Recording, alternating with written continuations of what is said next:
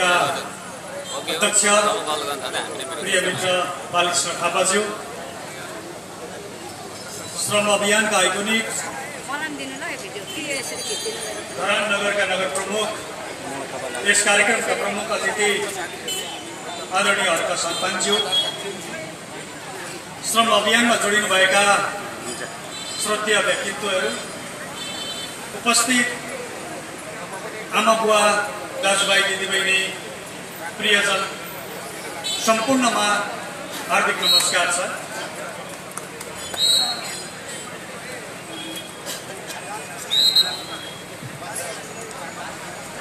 कर्मण्येवाधिकारस्ते मा फलेषु, हामी गीता भगवतबाट यही कुरा सिक्छौँ,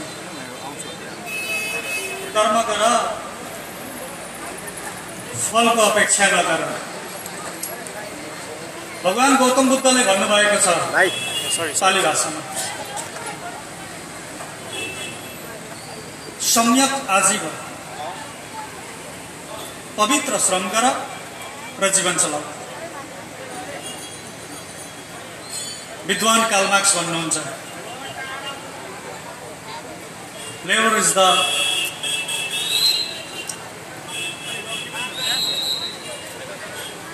all sorts of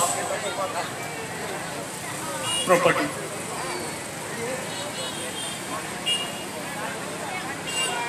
सम्पूर्ण सम्पत्ति श्रमको उपज। अर्थात् अहिले तपाईँ हामीले पहिरिरहेको कपडालाई श्रम मुक्त गरिदिउँ भने कपडाको थानमा जान्छ, थानबाट पनि मान्छेको श्रम निकालिदिउँ भने कपासमा जान्छ, अर्थात् प्रकृतिमा जान्छ। मान्छे र यो स्टेजमा उभिएर यो माइकमा यसरी बोले, यो सबै कुरा श्रमसँग आधारित छ। यस्तो पवित्र कुरा, यस्तो महान कुरा, यस्तो मानव सभ्यता र सम्पूर्ण संसारको श्री वृद्धिको कुरालाई अभियानमा जोडेर आफूलाई त्यसको अग्रभागमा राखेर त्यसको नेतृत्वकर्ताको रूपमा ठिङ्गो उभ्याउनु भएका श्रद्धेय धरानका नगर प्रमुख हर्क सन्तान आज मेचीनगरमा पनि आउनुभएको छ। म उहाँलाई हार्दिक स्वागत र सम्मान व्यक्त गर्दछु।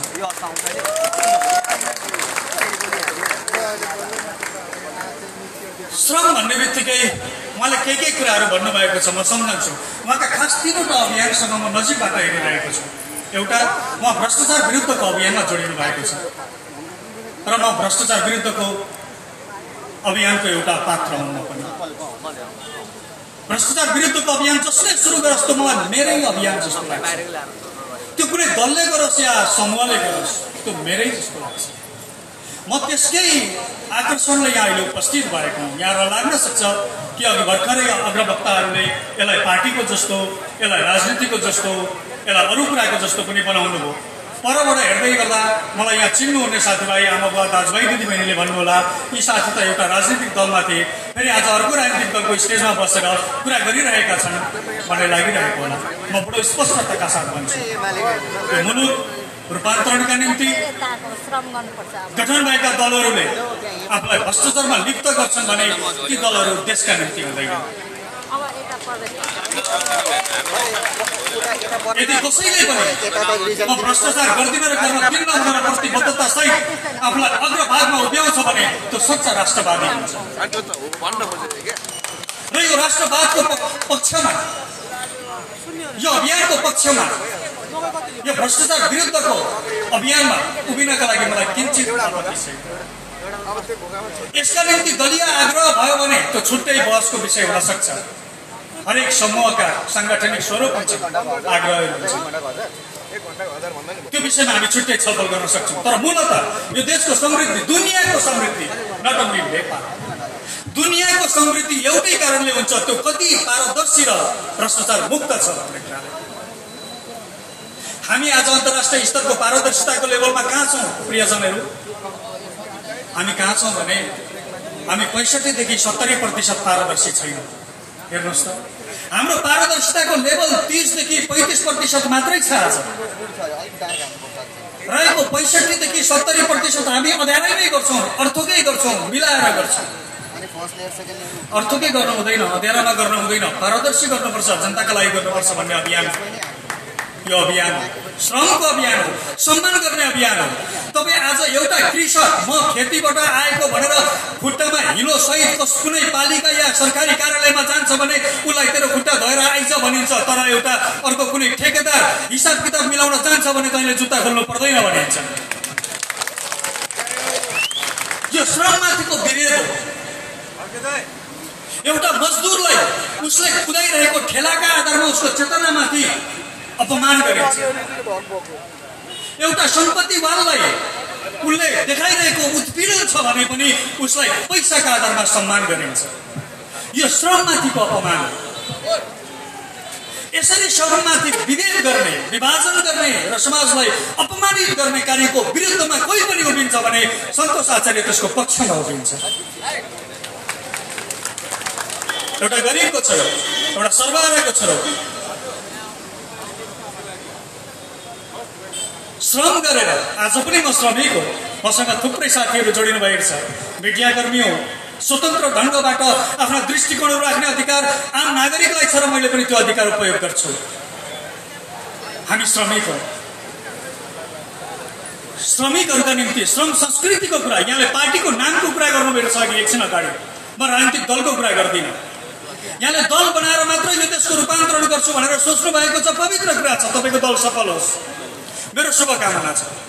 किनभने हाम्रो संविधानले प्रदत्त गरेको अधिकार प्रयोग गरेर यो देशको रूपान्तरण र प्रगतिका लागि म लाग्छु भनेर एउटा नागरिकले भन्छ भने त्यो संवैधानिक हक हो, उसले प्रयोग गर्न पाउनुपर्छ। श्रमलाई हेर्ने दृष्टिकोणहरूलाई परिवर्तन गरौँ। सबै मान्छेहरू श्रमका आधारमा बराबरी छन्। दुनियाँमा आज के भइरहेको छ जसको हामी तरक्की गर्छौँ। भट्टराई सर एकछिन अगाडि अमेरिकाको कुरा गर्दै हुनुहुन्थ्यो। मलाई म त पुगेको छैन, मेरो जीवनले नपुग्ला पनि, तर पढेको छ, सुनिएको छ, उहाँहरू जस्ता थुप्रै विद्वानहरूले भनेको कुरा सुनेको छु कि त्यहाँ मान्छे के गर्छ भन्ने कुराले अर्थ राख्दैन। तर हाम्रोमा के गर्छ हो त्यो भन्ने कुराले अर्थ राख्छ। ऊ कति जान्दछ या ऊ कति उसँग सिक्छ भन्ने कुराले अर्थ राख्दैन। के गर्छ भनिसकेपछि ऊ कृषक हो भनेपछि उसलाई हेर्ने दृष्टिकोण अर्कै हुन्छ। ऊ मजदुर हो भनिसकेपछि उसलाई हेर्ने दृष्टिकोण अर्कै हुन्छ। ऊ ठेलावाला हो भनिसकेपछि उसलाई हेर्ने दृष्टिकोण अर्कै हुन्छ। ऊ घर बनाउने एउटा सिकर्मी हो भनेपछि उसलाई हेर्ने दृष्टिकोण अर्कै हुन्छ। ऊ इन्जिनियर हो भनेपछि उसले केही नगरे पनि उसलाई हेर्ने दृष्टिकोण अर्कै हुन्छ। हेर्नुहोस् त श्रममाथिको विभेद हामीले सिर्जना गरेको सामन्तवादी राज्य सत्ताको संरचना र चेतनाले सिर्जना गरेको, यसलाई भत्काउँछु भनेर एउटा अभियन्ता आउँछ भने किन म सहयोग गर्दिन? यसर्थले यो अभियान, यो आजको यहाँले भोलि पार्टीको रूपमा यसलाई रूपान्तरित गर्नु होला। यो यहाँको छुट्टै कुरा हो। मैले आज थाहा पाएको तपाईँको पार्टीको कुरा होइन। म पार्टीको कार्यक्रममा सहभागी भइरहेको छैन र मभन्दा अगाडि बोल्नुहुने वक्ताहरू पनि, अधिकांश वक्ताहरूको पनि कुरा त्यही हो र स्टेजमा भएका साथीहरूको कुरा पनि त्यही हो। यो पार्टीको रूपमा हामी यसलाई बुझिरहेका छैनौँ। पार्टीलाई संवैधानिक हकको रूपमा बुझेका छौँ, यो देशको रूपान्तरणको रूपमा बुझेका छौँ। मूल कुरा के बुझेका छौँ भने श्रममा आधारित जुन विभेद छ हाम्रो सोसाइटीमा, हाम्रो समाजमा, यसको अन्त्यका निम्ति एउटा मेयर जो टाई लगाएर, जुगा पालेर, टोपी लगाएर कुर्सीमा एसीमा मात्रै बसिराख्नु जरुरी छैन है। उनले पनि सिधै गरेर नाला आफै सफा गर्दा हुन्छ भन्ने मान्यता स्थापित गर्ने अभियान चान्चुने अभियान होइन।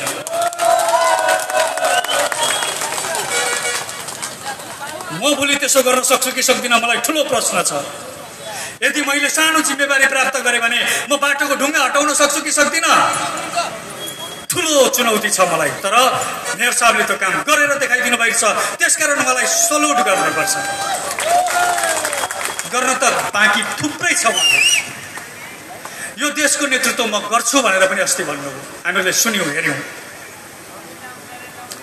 स्वाभाविक छ त्यो एउटा भावनाबाट आह्लादित भएको मान्छे, राष्ट्रिय चेतनाबाट आह्लादित भएको मान्छेले म यो देश चलाउँछु भन्ने, चलाउनुपर्छ हर्का साथ तपाईँले।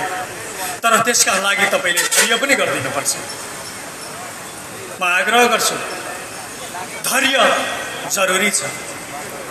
तपाईँ धरानको नगर प्रमुखको रूपमा 5 वर्ष तपाईँलाई जनताले बडो चुनौती बेहोरेर, संगठन बिना बडो चुनौती बेहोरेर जसरी अरू बेला नेताहरूले ढाँटेर आफ्नो मत लिन्थे त्यसै गरी नेतालाई ढाँटेर तपाईलाई मत दिएका हुन्।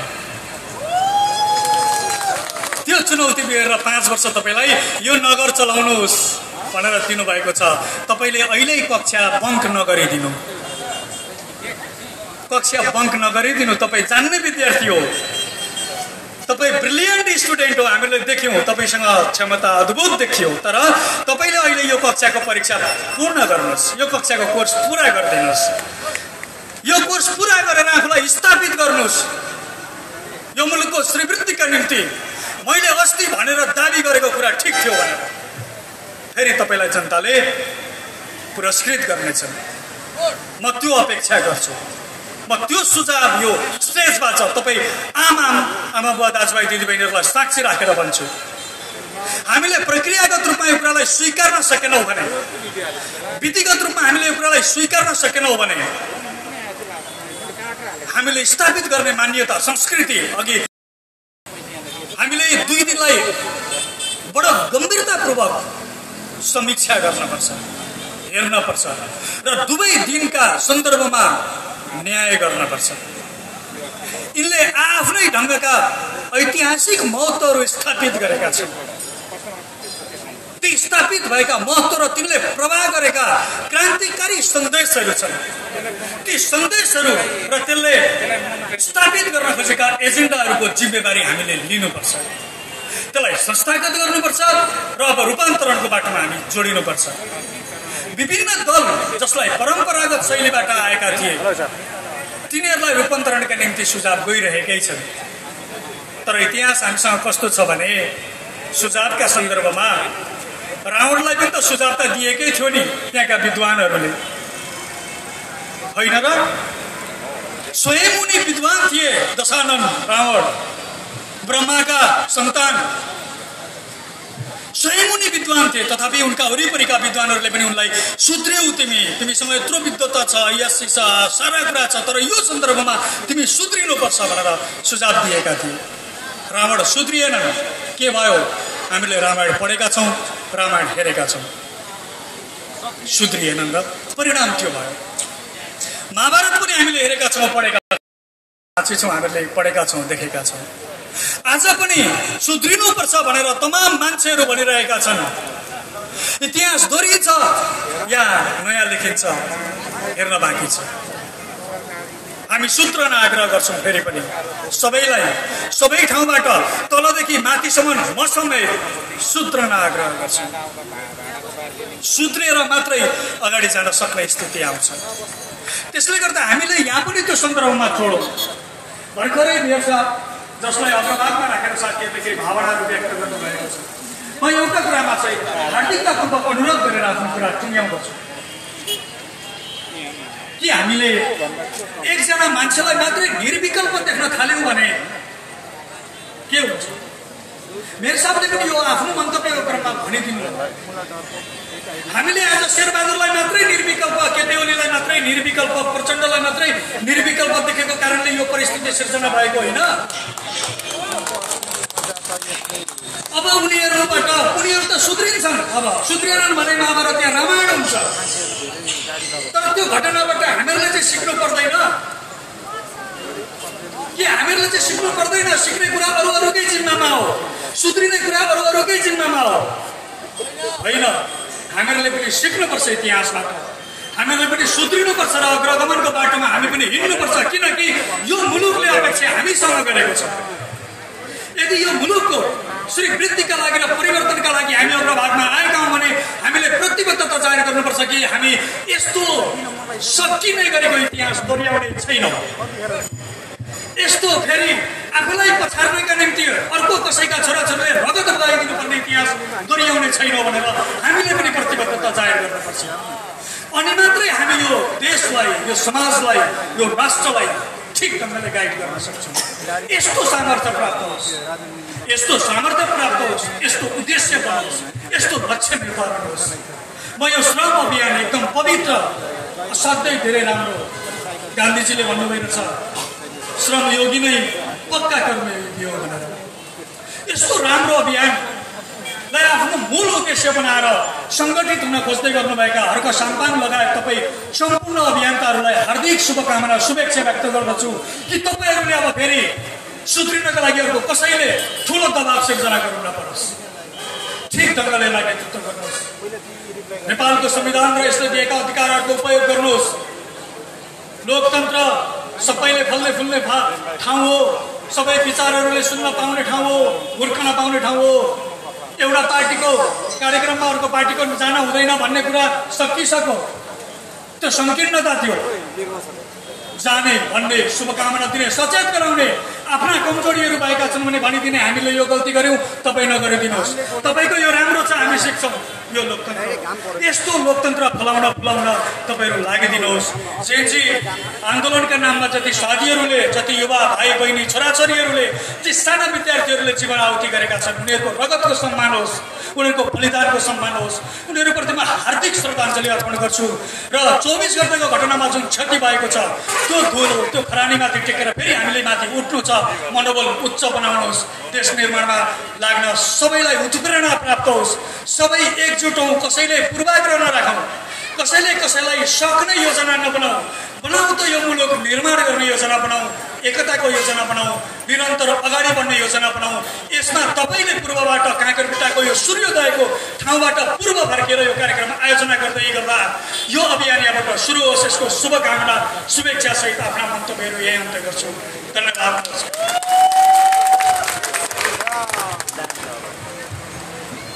धन्यवाद सन्तोषजी। र तपाईँहरूलाई म पटक पटक आइरहँदा झिझक पनि लागिसक्यो होला, तपाईँहरूले सुन्नु सक्ने क्षमता सम्भवतः गुमाइसक्नु भएको छ। म बाध्यतामा छु कि केही कार्यक्रमलाई जोड्नै पर्छ र नृत्यको कार्यक्रमलाई म तयारी भइदिने अनुरोध गर्न चाहन्छु। र भदौ 23 गते र 24 गते जेएनजीहरूको आन्दोलन भयो, यो ठाउँमा नेतृत्व गर्ने जेएनजीहरूले आदरणीय मेयर साहबलाई नेपाली टोपी लगाएर सम्मान व्यक्त गर्दै आफ्नो भावी नेताको रूपमा यहाँको जेएनजीहरूले हेर्नु भएको छ र